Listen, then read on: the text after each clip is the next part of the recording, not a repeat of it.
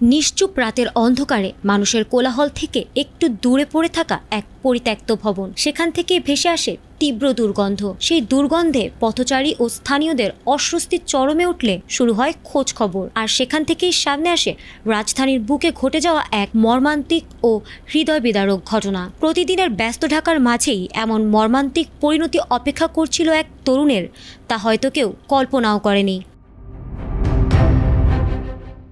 ঘটনাটি রাজধানীর মিরপুরের প্যারিস রোড এলাকার সিটি কর্পোরেশনের একটি 6তলা পরিত্যক্ত মার্কেটের নিচতলা থেকে স্থানীয়দের সন্দেহজনক দুর্গন্ধ নজরে আসে। পরে পুলিশকে খবর দিলে সেনাবাহিনী ও পুলিশের যৌথ উদ্যোগে সেখান থেকে উদ্ধার করা হয় এক যুবকের মাথা থেঁতলানো মরদেহ। তিনি মিরপুর এলাকায় একটি মোবাইল সার্ভিসিংয়ের দোকানে কাজ করতেন। পরিবারের ভাষ্য অনুযায়ী গত 12 জানুয়ারি রাত থেকে সুমনের কোনো খোঁজ পাওয়া যাচ্ছিল না। ফোনে বারবার যোগাযোগের চেষ্টা করেও পাওয়া যায়নি সাড়া। এক পর্যায়ে ফোন বন্ধ হয়ে যায়। অবশেষে কয়েকদিন পর এমন নির্মম পরিণতির খবর আসে যা পরিবার ও স্বজনদের ভেঙে দেয় সম্পূর্ণভাবে। নিহতের স্বজনরা জানিয়েছেন, সুমনের সঙ্গে কারো শত্রুতা ছিল না। তিনি খুবই নিরীহ এবং শান্ত স্বভাবের মানুষ ছিলেন। পুলিশের ধারণা তাকে 2 দিন আগে হত্যা করা হয়েছে। পুলিশ জানিয়েছে মরদেহের বিভিন্ন স্থানে আঘাতের চিহ্নও রয়েছে।